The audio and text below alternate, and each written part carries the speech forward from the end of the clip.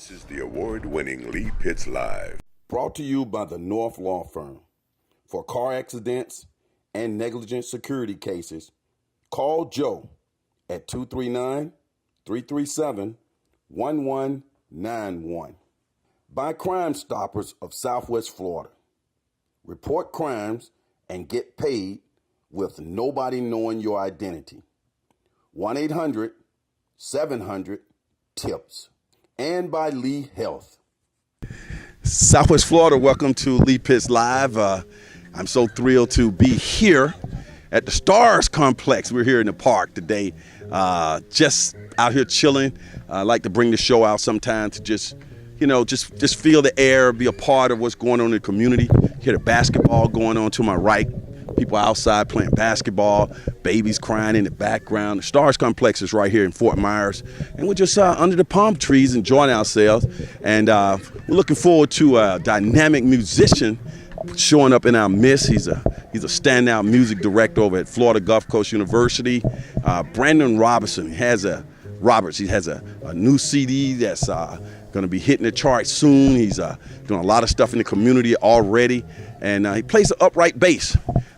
So without further ado, I see him walking in. Come on in, man. Chill out with us in the park, man. It's Brandon Robertson, ladies and gentlemen. Hey. Brandon Roberts. How you doing, Lee? Good to get you here, bro. Nice to be here, man. Look, man, you try to out-cool me, man. Nah. I'm just trying to, be like you. Trying to be like you. Get that mic up here. Yeah. Just so you know, Brandon, give us a little background on you. You're at the university, and go ahead. Yes, sir. So I'm the instructor of jazz studies over at Florida Gulf Coast University. Been out there going on my third year now. I play upright bass. I'm a jazz musician, and still fairly new to the Southwest Florida area, but I'm loving it down here and loving the weather, of course. Does this fit right into your genre, being able to chill under the palm trees here in Florida? Yeah, man, this feel like home. This is home. I'm originally from Tampa, Florida, so I'm used to the sunny Florida weather, and this is a nice, beautiful Sunday afternoon, so we here. All right, man. I'm so glad that you found time in your busy schedule. I know you got some gigs that you're going to be doing throughout the week, and you gigging at night and got your day job, and you're able to combine them all. What are some places where people can catch you gigging? So I play regularly on Thursday nights at the Bell Room, downtown Fort Myers, right off of Bay Street. We play there every Thursday from 7 to 10. Sometimes you can find me at Slate's Jazz Club up in Cape Coral. We play there sometimes. One of my favorite spots. Sometimes play there on Friday nights. You could also find me in various places down in Naples. Mm-hmm. I've played at the French a few times down there on Fifth Ave, and just wherever the gig I think I saw leads. Something a while back when you were in the Barrel Room as well. Yes, sir. You do some stuff with Dan Miller and those guys. Yep. Dan Miller and Lou Delgado, who plugging you, Dan. Yeah, man. So Dan and Lou, I remember you on the sax, bro. We have a quartet that we play together every Thursday at the Bell Room, and we probably have one of the strongest followings in the jazz community here in Fort Myers. We're there every Thursday. The crowd is great. So Steve and Denise, thank you guys for having us every Thursday. So. I try to be a little bit as low key as I can about my ability to get these types of guests that appear on the show. But I knew when I could just go to my speed dial and text Brandon Roberts, and he would show up in the middle of the day in his busy schedule and walk in on his set, I knew that I had sort of arrived in the field of being able to get the top interviews, man. Yeah, man. No, Lee, you the man. So I appreciate you taking the time to have me come out and rap with you. So. Today was a full day for you. You started off today doing some stuff at the school. I know you got on your black hair. Let us know what happened earlier on today. So today we had our final jazz band concert over at the university at the Bauer School of Music. FGCU. We have 4 concerts a year, and this concert that we did today, it was specializing in the boogaloo, funk, and fusion era. Mm-hmm. So we did a lot of Stevie Wonder charts, Earth, Wind, and Fire. We did some Lee Morgan, some Freddie Hubbard. And we had a packed house, man. We had a full house today, so I was real happy about that. Came straight from there to here, right? Yes, sir. Came straight here, chill with my man Lee. So I'm on the go. Let's go back to the university first and some work that you do there. I want to make sure people understand the magnitude of the impact that you had on music over there. The music has always been top notch, and you've taken it to another level in terms of bringing in a lot of the current hit songs. And we can see your band, or whatever you called it, at the basketball games, bringing that school spirit. Talk about the whole genesis of that and what you try to accomplish and bringing in all that great music. So when I first got hired at FGCU, the jazz presence there was very limited. And so what I started to notice after dealing with the students is, they want to engage in more of modernized music. And so I took the things that they knew, and then I kind of like popularized that through the jazz scene. So we created jazz combos. I started implementing more of the modern music in the basketball band. So now when people come to Alico Arena, they're excited to hear the band. I hear it all the time. Whenever our combo performs, in the school or in the community, they get the sense of, wow, you guys are really learning how to arrange music. Y'all taking it up a notch. So I had that background and fortunate to do that when I was at Florida State. So, my former professors taught me how to do that. So I'm just trying to pass it down. Now, when the students see you, they see a relatively young music professor there, and that's something that also can motivate them as well, right? Yep, I'm probably the youngest faculty there at the Bauer School of Music. And I don't take that lightly either, because all of my coworkers are not only fantastic, but they're very respectable in their fields. But for me, being, I guess, close in age, I kind of know what's going on the scene at the moment. So I try to take those opportunities and I expand upon that through my different ensembles, through the music I select for them to perform. And it's been great. It's been real great. And we're going to get to your upcoming CD. I guess they call them EPs now. I've been doing this show for 28 years, people. If you guys are looking at me from around the country, I've been doing the show a long time, and I've seen it when it went from albums to CDs, EPs. Now, cassettes back in the day. What is an EP, bro? Man, so an EP would be probably like a selection of maybe like 7 to 8 songs. It's not like a full album, but it's kind of like a step below that. And most of the times people put out EPs if they're independent, if they're not signed to like a big major label. And so they want to just try to get their material out there to the general public, so people can start, following their content and seeing what they're about. And once you get a big gathering, then you can kind of go for the full album. Okay, so that's electronically. The EP is usually electronically on digital. It's either digital or it can be hard copy. Okay. It's just a smaller selection of tracks versus like a full length CD, which could have like 10 to 12 songs on it. Yeah, because I was interviewing the R&B legend. I'm dropping names. Kiki Wyatt, and she mentioned her new EP was coming out. I'm like, man, what is she talking about? I just try to play it off like I knew it was up. So it's still cool to say album. Yeah, album, oh yeah. EP didn't replace the word album. Nah. Okay. Albums and vinyls are actually making a comeback too, man. A lot of people are taking, the people of my generation, they're starting to make vinyls out of their albums. So now when the younger kids are like, glad to hear that. Oh man, what is this? A 78, 45? What is this? And I'm like, man, this is what we used to listen to back in the day. Right. So when you're sitting around as a youngster still, you probably growing up, you got a chance to go and get some of those old albums, Charlie Parker, Around Midnight, all those types of things where you sat down and listened to some of the greats. Who are some of the greats that have influenced you as a musician? Okay, so I'm not gonna go in the jazz category for a second. One of my all-time favorite musicians was Stevie Wonder. Is Stevie Wonder? You know, Stevie Wonder's music had such a great impact on me in my life growing up, as well as Michael Jackson. Quincy Jones is another gentleman that like is super influential in terms of how he is as a musician, a producer, a businessman, and him being a black man that kind of broke down barriers, for kids like me, guys like me who was coming up. We got to see somebody in those situations that really took it up to the next level. But in terms of jazz, I would have to hold on. We're gonna come back to in terms of jazz. Okay. I want to ask you a question though. Like with your music background, I know you play a lot of instruments as well, and you listen to it, and you directing bands and music room, and you hearing all these different instruments at one time. So when you're listening to a person, like even though Stevie Wonder's not like a traditional straight ahead jazz, right, and you still playing homage to these kind of guys, so you're not really like caught up in that particular niche, right? You evolved in appreciating everybody. Here's where I'm getting at.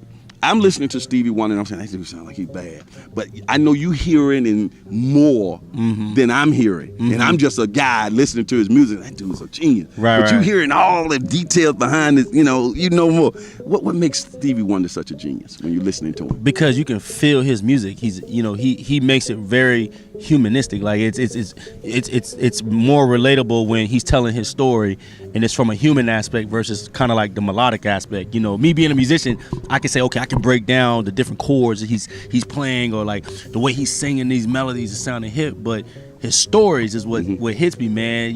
Like when the writing, the song, right? Yeah, and like, and looking back at when I mean, I love it. Was a little nappy-headed boy. Yeah, and it just takes you right there to that moment, exactly. Man. Like it's an imagery that it sticks to you. You know what I'm saying? And again, when you got like these musicians that come from where you come from, and you looking at them, you like, man, I can relate to that.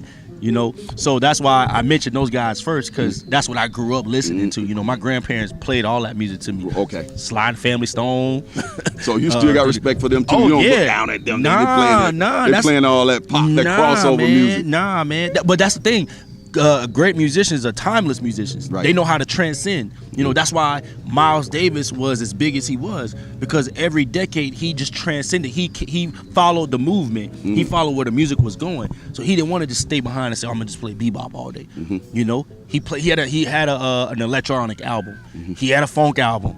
He had a pop album. This man just kept going and going. My man. Yeah. So people like you keeping the music alive, keeping the next generation alive in terms of real music, classically trained, formally trained, or whatever the terminology may be. Now you are getting ready to go into some of your jazz idols. Go ahead. Yeah, so one of my top jazz musicians, obviously I just named a second ago, is Miles Davis. The very first jazz record that I was ever given to when I was in high school was Kinda Blue. Okay. And that's like the most universal sold jazz album of history of all time. And once I got into Miles Davis, I started digging into his catalog and the musicians that he would play with. So of course we got Charlie Parker, John Coltrane, and also Sonny Rollins is another guy that I'm really influenced by, Wayne Shorter.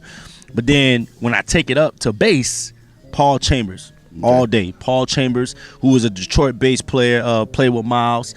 Ron Carter, of course, he's still alive, and he still sound like he's 30 years old playing bass. Ray Brown. That's a example for you to look into the future, right? Yes, sir. You'll be doing it forever. Oh man, I'm trying to. I look up to these guys. I'm thinking, man, y'all making me look bad right now. When you said that their music is timeless. Talk about who are the people listening to that music and who should be listening to that music. Is it just you guys who are like deep into music who listen to it, or do you find some average jazz lovers are constantly listening to that music as well? Man, I think our generation, when I say our generation, I'm speaking about anybody that was born after 1980, because that generation would be would be John Legend and all you guys. Yeah, right?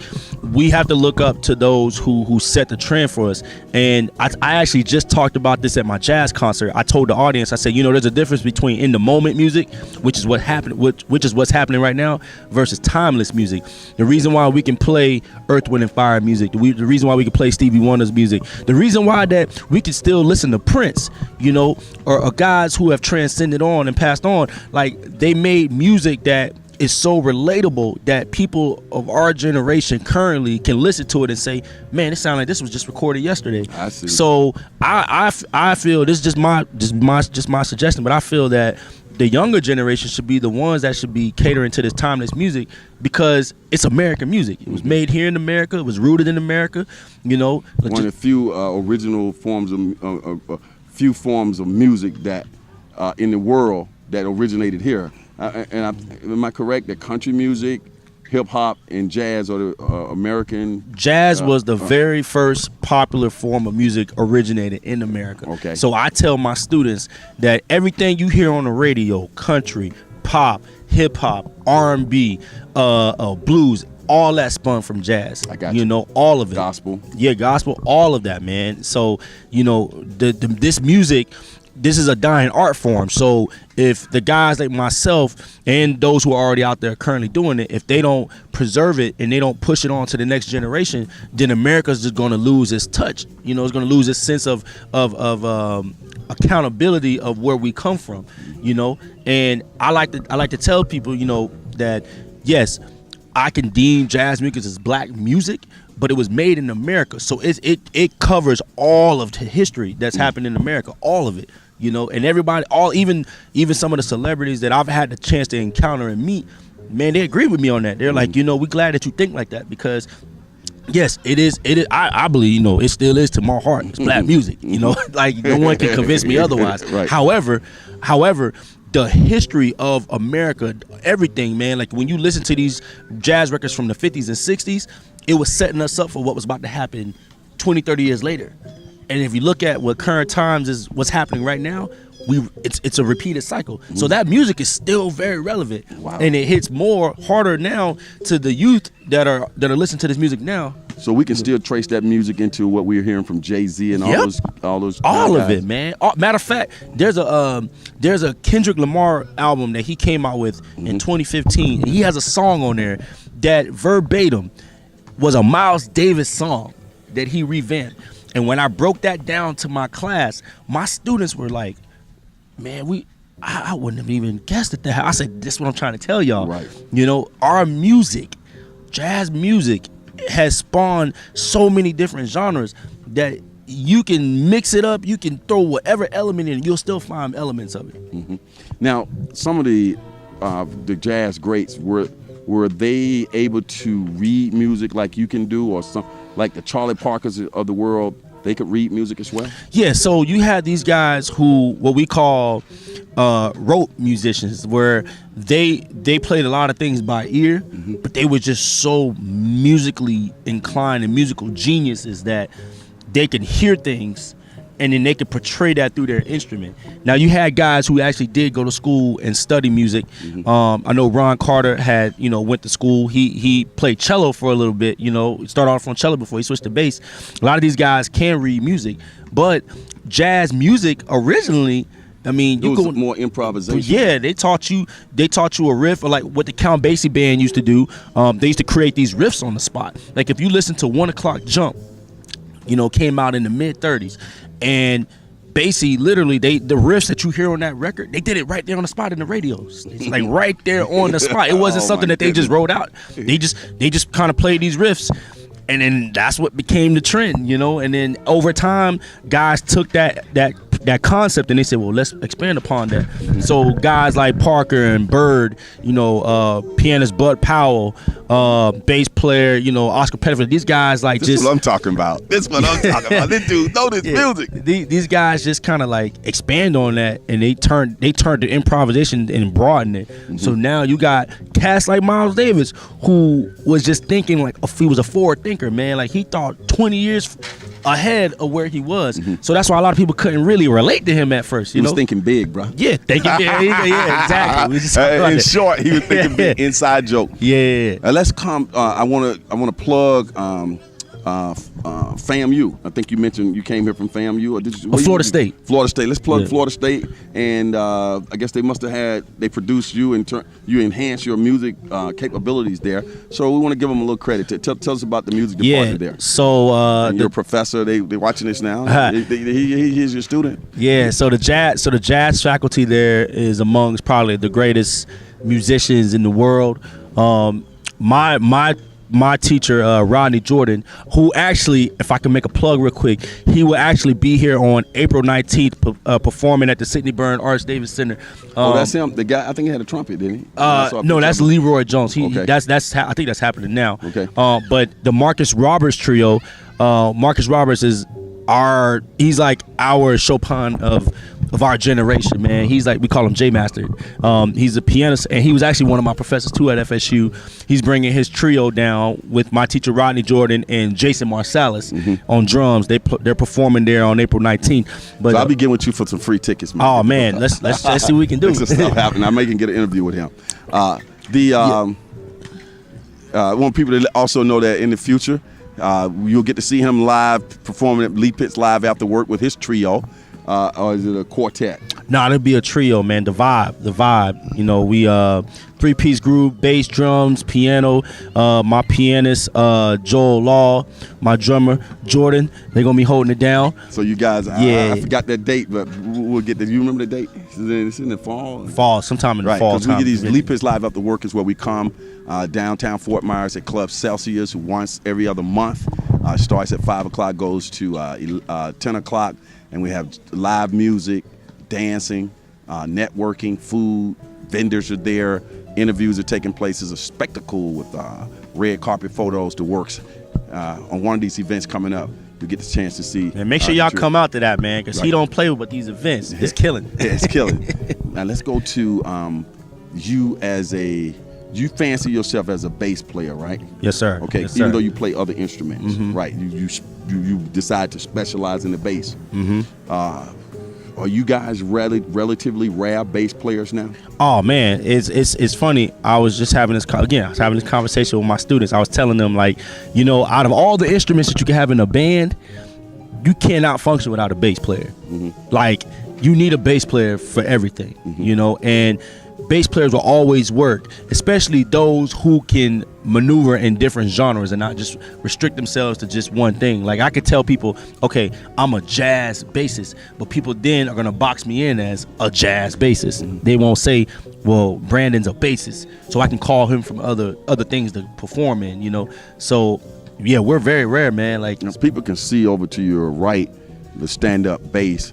We don't want to get that confused with the bass players that we with the see electric playing. bass, yeah. Okay, so they in the same family, and we would call that person a bass player too, and call you a bass player. Yeah, the bass. So when I tell people I play bass, they'll see the electric bass or the bass guitar, you know, most right. folks call it. But then when I tell them I play upright bass, they're like, you play bass. Oh, you play bass, because there's a lot of people, and let me say to me, it's a whole lot of great electric bassists. So I'm not taking away from them at all. Right.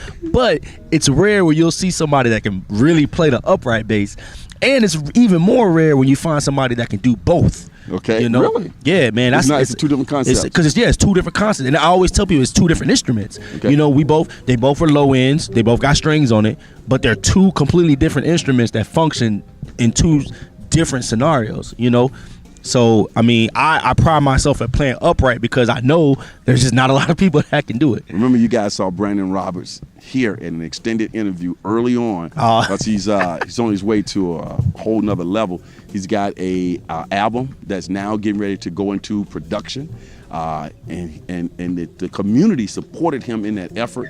Some businesses as well. Let's get a chance to talk about that. Then we're gonna get this fine musician to play a little something for us. Go ahead. Yeah, so I'm putting out a record entitled Based. I see the bass right there.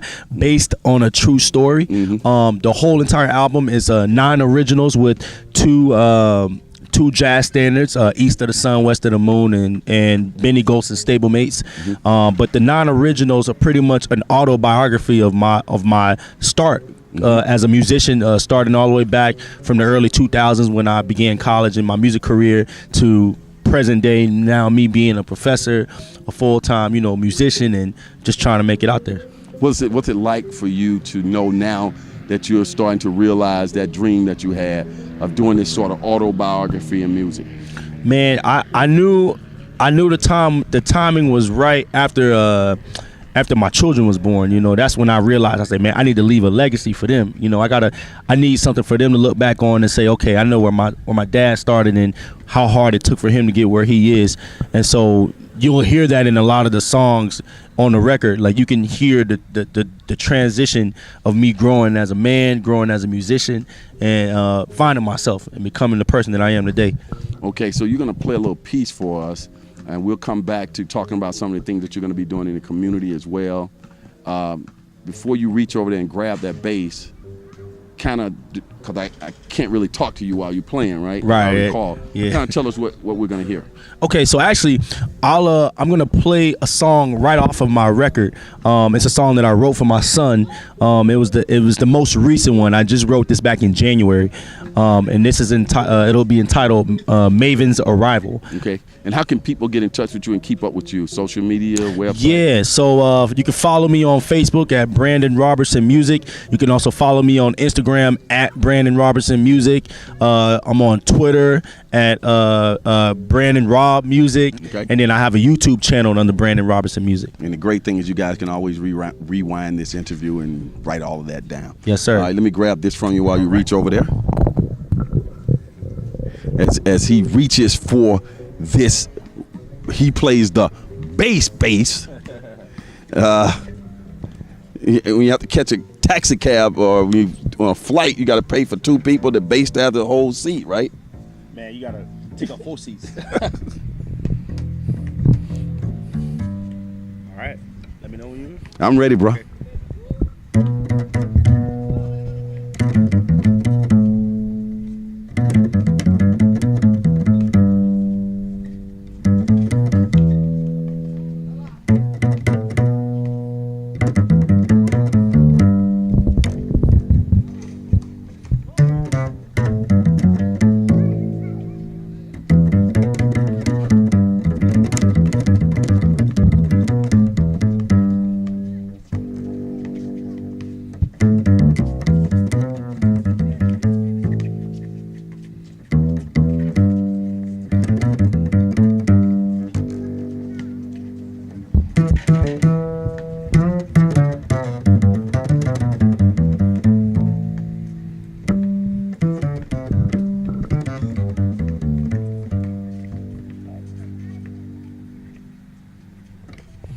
Man, when I'm listening to that, I'm gonna give you this back for a second, and then we'll come back. Just,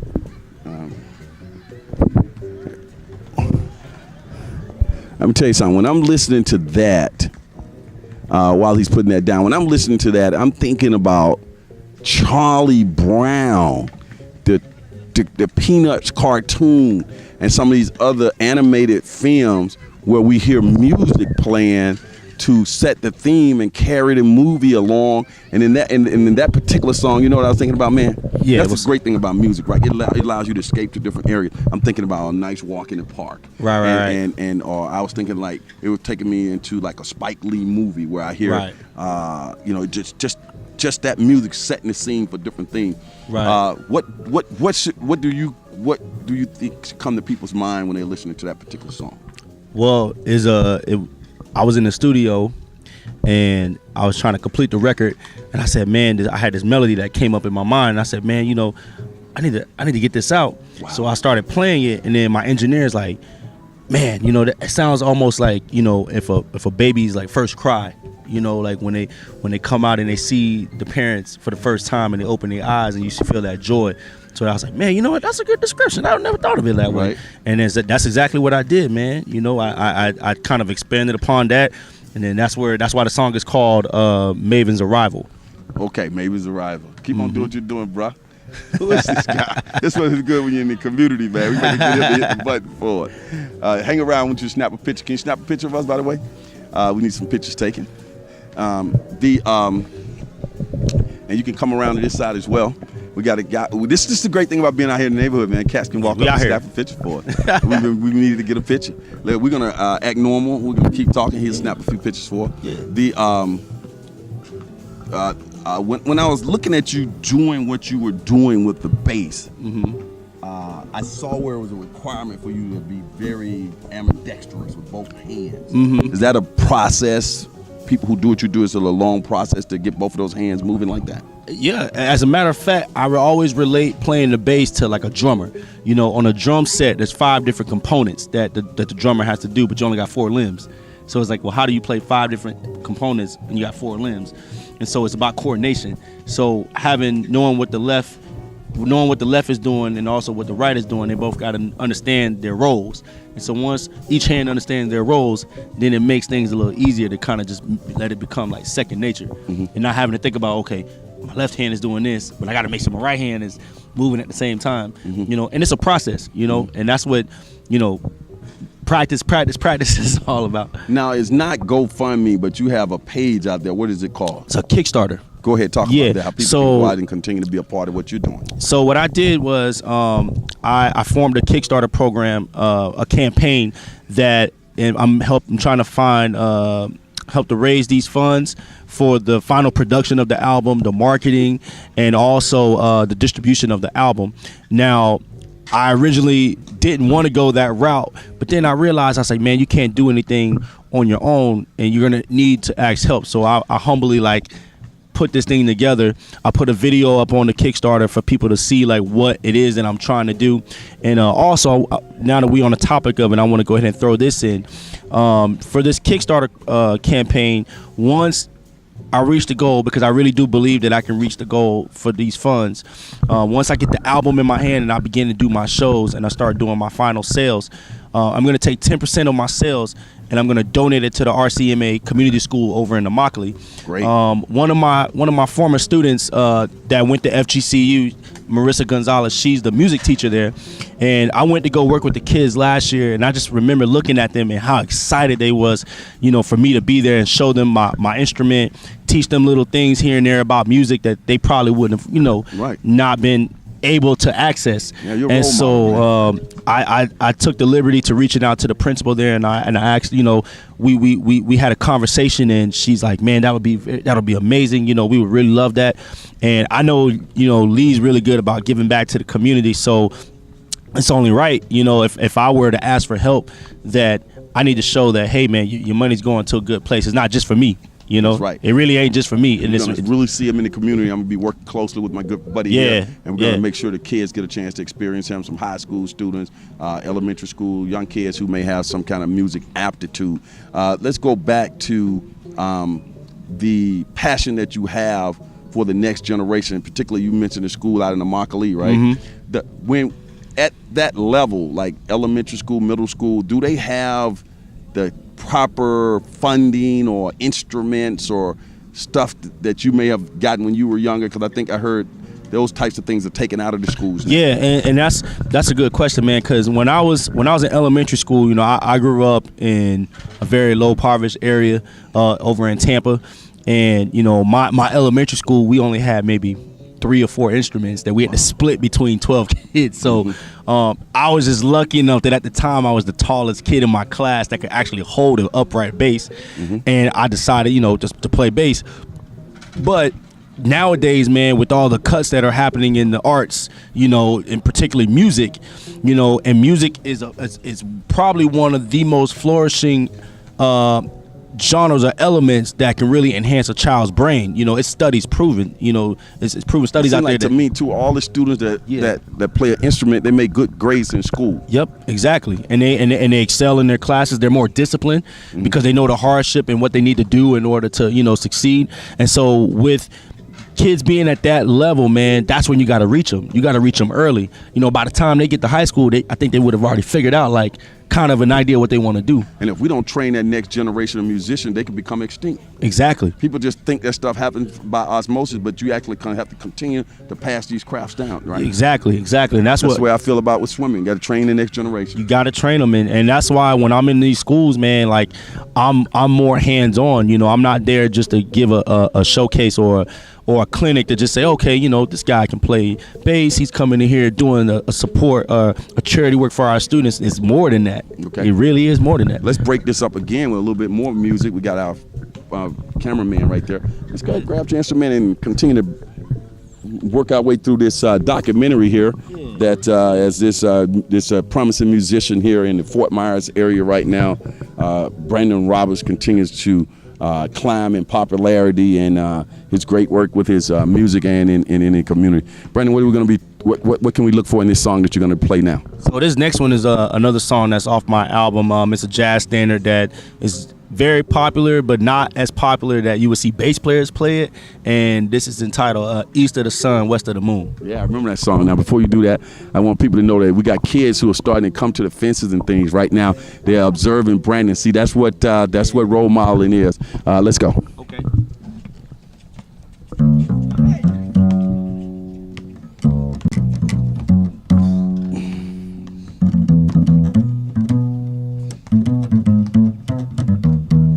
east of the sun, west of the moon.